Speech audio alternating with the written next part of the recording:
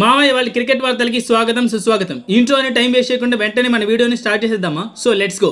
News number 1. నిన్న కొన్ని Ranji matches complete అయిపోయామా? ఆ మ్యాచెస్ రిజల్ట్స్ మీద ఒక లుక్ వేస్తే మేఘాలయ అండ్ ఒడిశాకి జరిగిన మ్యాచ్ లో ఒడిశా టీం 56 రన్స్ తేడాతో గెలిచింది. ఒడిశా టీం వాళ్ళ ఫస్ట్ ఇన్నింగ్ లో ఇచ్చిన 548 రన్స్ టార్గెట్ ని మేఘాలయ టీం వాళ్ళ 2 ఇన్నింగ్స్ కలిపి కూడా చేసేయలేకపోయింది. ఈ టీమ్ లో ఒడిశా నుంచి గోవింద పొద్దర్ అండ్ రాజేష్ సూపర్ ఇద్దరు చెరువు సెంచరీ చేశారు. రైల్వేస్ అండ్ అస్సాం కి మధ్య జరిగిన మ్యాచ్ కూడా డ్రా అయింది మామ. రైల్వేస్ ఫస్ట్ ఇన్నింగ్ లో 250 రన్స్ కొట్టింది. అస్సాం టీం వాళ్ళ ఫస్ట్ ఇన్నింగ్ లో 216 రన్స్ కొట్టింది. రైల్వేస్ టీం సెకండ్ ఇన్నింగ్ లో 124 రన్స్ కి డిక్లేర్ చేశారు. అస్సాం టీం సెకండ్ ఇన్నింగ్ ఆడుకుంటానే మ్యాచ్ ని డ్రాగా డిక్లేర్ చేశారు. ఈ మ్యాచ్ లో అస్సాం నుంచి సుమిత్ సెంచరీ కొట్టాడు. త్రిపుర అండ్ సర్వీసెస్ కి మధ్య జరిగిన మ్యాచ్ కూడా డ్రా అయింది మామ. త్రిపుర ఫస్ట్ ఇన్నింగ్ లో 212 రన్స్ కొడితే సర్వీసెస్ టీం 294 రన్స్ కొట్టింది. త్రిపుర టీం సెకండ్ ఇన్నింగ్ లో 357 రన్స్ కొట్టి డిక్లేర్ చేశాయి. సర్వీసెస్ టీం 101 రన్స్ కి 2 వికెట్స్ కోల్పోయి మ్యాచ్ ను డ్రాగా డిక్లేర్ చేశారు. ఈ మ్యాచ్ లో త్రిపుర నుంచి మందీప్ సింగ్ సెంచరీ కొట్టాడు. ఉత్తరప్రదేశ్ అండ్ బీహార్ కి మధ్య జరిగిన మ్యాచ్ లో యూపీ టీం 190 రన్స్ తేడాతో గెలిచింది. బీహార్ టీం ఫస్ట్ ఇన్నింగ్ లో 248 రన్స్ కొడితే యూపీ టీం వాళ్ళ ఫస్ట్ ఇన్నింగ్ లో ఏకంగా 603 రన్స్ కొట్టి డిక్లేర్ చేసింది. ఈ 603 రన్స్ లో అభిషేక్ గోస్వామి 198 రన్స్ కొట్టాడు. ఆర్యున్ జిఎల్ డబుల్ సెంచరీ కొట్టాడు. కరణ్ శర్మ 118 రన్స్ కొట్టాడు. సింపుల్ గా చెప్పాలంటే చితక్ కొట్టేశారు మా. దాని తర్వాత బీహార్ టీం సెకండ్ ఇన్నింగ్ లో 236 రన్స్ కి ఆల్అౌట్ అయిపోయింది. యూపీ టీం సెకండ్ ఇన్నింగ్ ఆడుకుంటానే మ్యాచ్ గెలిచేసింది. ఛత్తీస్గఢ్ అండ్ జార్ఖండ్ కి మధ్య జరిగిన మ్యాచ్ లో జార్ఖండ్ టీం 8 వికెట్స్ తేడాతో గెలిచింది. స్కోర్ మీద స్క్రీన్ మీద ఉంటాయి చూసేయండి మామ. ఒక్కో మ్యాచ్ కి చెప్పుకుంటూ పోతే ఈ ఒక్క న్యూస్ చాలా పెద్దది వస్తుంది. నేను just win and centuries cover చేస్తాను. ఈ మ్యాచ్ లో ఛత్తీస్గఢ్ నుంచి అనుస్ తివారీ 99 దగ్గర అవుట్ అయ్యాడు. వెల్ డిజర్వ్ సెంచరీ మిస్ చేశాడు. జార్ఖండ్ నుంచి కుమార్ సూరజ్ సెంచరీ కొట్టాడు. తమిళనాడు అండ్ చండీగఢ్ కి మధ్య జరిగిన మ్యాచ్ లో తమిళనాడు టీం 209 రన్స్ తేడాతో గెలిచింది. తమిళనాడు నుంచి ఆండ్రే సిద్ధార్థ్ సెంచరీ కొట్టాడు. విజయ్ శంకర్ 150 రన్స్ కొట్టాడు. చండీగఢ్ నుంచి శివం బంద్రి అండ్ మనవ్ వోహ్రా చెరొక సెంచరీ కొట్టారు. మధ్యప్రదేశ్ అండ్ కేరళకి మధ్య జరిగిన మ్యాచ్ కూడా డ్రా అయింది మామ. స్కోర్స్ మీ స్క్రీన్ మీద ఉంటాయి చూసేయండి. ఈ మ్యాచ్ లోని రజత్ పటిదార్ 92 దగ్గర అవుట్ అయ్యాడు. వెల్ డిజర్వ్ సెంచరీ మిస్ చేసుకున్నాడు. విదర్భ అండ్ రాజస్థాన్ కి మధ్య జరిగిన మ్యాచ్ లో విదర్భ టీం 221 రన్స్ తేడాతో గెలిచింది మామ. స్కోర్స్ ఆన్ ద స్క్రీన్ మామ. మ్యాచ్ లో విదర్భ టీం కెప్టెన్ అయిన అక్షయ్ వాద్కర్ 139 రన్స్ కొట్టాడు. ఇంకా ఏ సెంచరీస్ కూడా రికార్డ్ అవ్వలేదు. మహారాష్ట్ర అండ్ బరోడాకు మధ్య జరిగిన మ్యాచ్ లో మహారాష్ట్ర టీం 439 రన్స్ తేడాతో గెలిచింది మామ. స్కోర్స్ ఆన్ ద స్క్రీన్ మామ. ఈ మ్యాచ్ లో మహారాష్ట్ర నుంచి సౌరభ్ నవాలి 126 రన్స్ కొట్టాడు. రామకృష్ణ ఘోష్ కూడా 99 రన్స్ కొట్టి అవుట్ అయ్యాడు. వెల్ డిజర్వ్ సెంచరీ మిస్ చేసుకున్నాడు.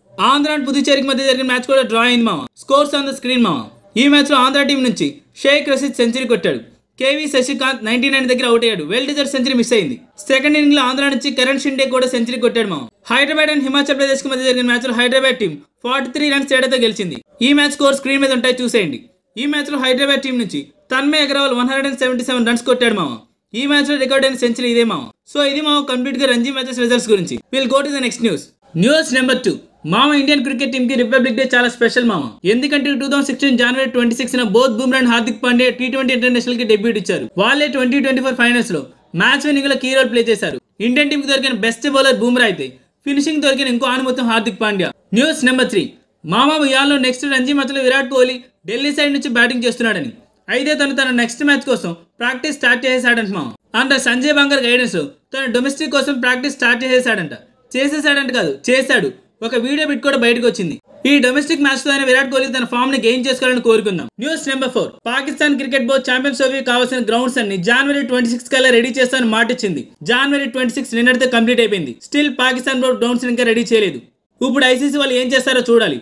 పాకిస్తాన్ బోర్డు ఏమో వేరే గ్రౌండ్స్ రెడీ చేస్తా ఉంటున్నారు. కానీ ఐసీసీ ఏమో అసలు పాకిస్తాన్ కి హోస్టింగ్ లేకుండా మ్యాచెస్ ని దుబాయ్కి షిఫ్ట్ చేయాలని ఉంటుంది. మరి ఏం జరుగుతుందో చూడాలి మామ. News number 5. మొన్న మధ్య సిరాజ్ జనాయ్ భోస్లే అనే అమ్మాయిని డేటింగ్ చేస్తున్నాడని ఒక రూమర్ వచ్చింది. ఆ రూమర్ ని కొట్టిపడేసేలా జనాయ్ భోస్లే ఏమో సిరాజ్ ని అన్నయ్య అని పిలుస్తూ ఒక స్టోరీ పెట్టింది. దానికి సిరాజ్ జనాయ్ భోస్లేని చెల్లి అని స్టోరీ పెట్టాడు. వీళ్ళిద్దరి మధ్య అసలు ఏం లేదని వాళ్ళిద్దరు అఫీషియల్ గా డిక్లేర్ చేశారు. News number 6. On the occasion of republic day మన క్రికెటర్స్ కొంతమంది రిపబ్లిక్ డే విషయాలు చెప్పారు మామ. ఆ ప్లేయర్స్ మీద క్లిక్ వేస్తే సౌత్ ఆఫ్రికన్ క్రికెటర్ అయిన Keshav Maharaj Instagram through republic day విషయాలు చెప్పారు మామ. ఇది రోహిత్ శర్మ పెట్టిన పోస్ట్, ఇది సూర్యకుమార్ యాదవ్ పెట్టిన పోస్ట్, ఇది మహమ్మద్ షమి పెట్టిన స్టేటస్, ఇది సచిన్ టెండూల్కర్ ట్వీట్, ఇది హార్దిక్ పాండ్యా పోస్ట్. సో ఇవే మామ నాకు దొరికాయి. నేనేమైనా మిస్ అయ్యంటే let me know in the comments మామ. News number 7.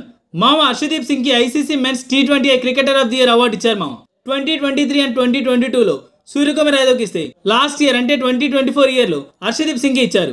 2024 year ICC emerging men's cricketer of the year ని శ్రీలంకన్ బ్యాట్స్మెన్ అయిన కమింజు మెండిస్ కి ఇచ్చారు మామ. So congratulations both of you.